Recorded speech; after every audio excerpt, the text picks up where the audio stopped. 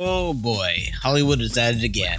Another profitable video game they got their slimy fingers on to adapt in the most predictably sanitized way possible. This is one of those things I don't think I'll ever fully understand. Why do people keep expecting these movies to be anything other than pandering and poorly produced slop for children who have no concept of quality? Sure, there are a few good instances of video games being adapted to the screen, though often not the big screen. Twisted Metal, Fallout, and The Last of Us, but most so-called good video game films released within the last decade are still held back from fully embracing what made the game special in the first place. Instead, they devolve into whatever the hell this era of kids' films have become, centered around a weird reverse isekai where cool video game characters end up in boring worlds with boring characters. Yeah, I really love the wedding scene in the Sonic movie. Yeah. Why is it that, 40 years after He-Man, we still haven't learned that we don't want our larger-than-life goofy characters taken out of their larger-than-life worlds? Just look at Detective Pikachu, the first big win for video game movies. While it did a decent job at adapting the larger-than-life Pokemon designs to live action, it essentially follows a plot that isn't what 90% of people know Pokemon for. Have you ever played a Detective Pikachu game? Okay, maybe you have, but most people haven't, and neither have I. Like if they decided to resurrect Donkey Kong's corpse into a film, instead of basing the film on any of the Donkey Kong Country games, they decided they should go with that one game that had bongos for a controller that somebody famously beat a Souls game with.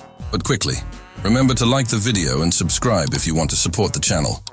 It's a quick click for you, but it means the world. Or don't. I'm not a cop. I'm a disembodied English narration. I, along with many others, grew up with Pokemon on the Game Boy and the N64 through Pokemon Stadium. But aside from the battle games, Snap is perhaps the only game I vividly remember playing for hours on end. And as a real deep cut to my fellow crusty old millennials, Pokemon Snap was also at Blockbuster, and it had a sick arcade setup where you could print images of your Pokemon Snaps, even if they looked like pure ass. That said, what was stopping them from adapting an actual story about Ash Ketchum or a scrappy kid picking up one of 3 Pokemon to win a competition? I don't know, think Rocky with marketable plushies. There really was nothing stopping them from doing something like that. It really just makes no sense to me. But I guess we video game enjoyers are absolute gluttons for slop that barely passes the bar as cinema. The Mario movie, despite doing everything I said I wanted in a video game movie, following the adventurous nature of the OG games, still became one of the most forgettable animated films I've seen in recent years. Outside of the meme-worthy Peaches song, it was nothing more than a long Nintendo ad. Played by Chris Pratt. What? He's so cool.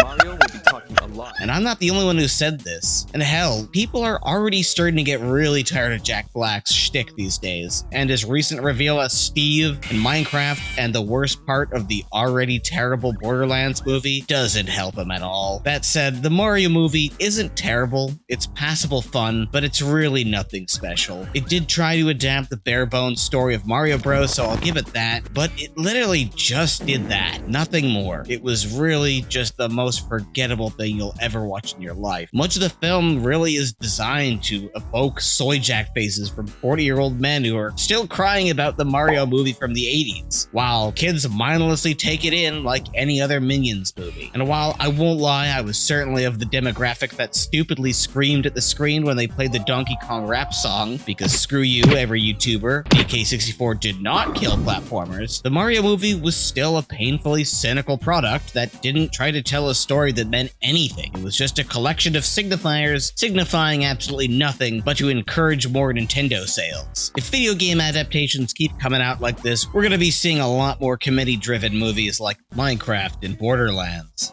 Yes, the Sonic movies aren't terrible. They're dumb fun that gave Jim Carrey a reason to live, apparently. But they've shown finance bros running these projects that kids and parents will watch just about any mediocre content that doesn't even try to be true to the source material, and instead just dangles cameos and references in your face like you're a literal child.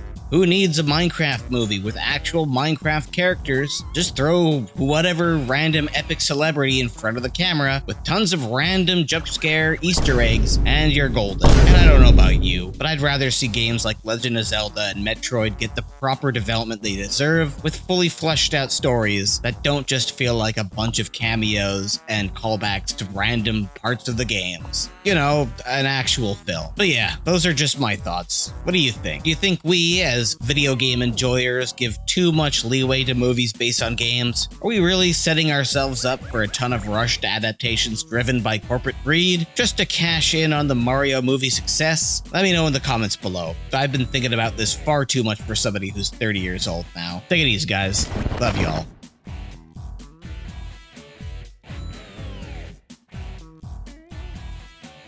Get out.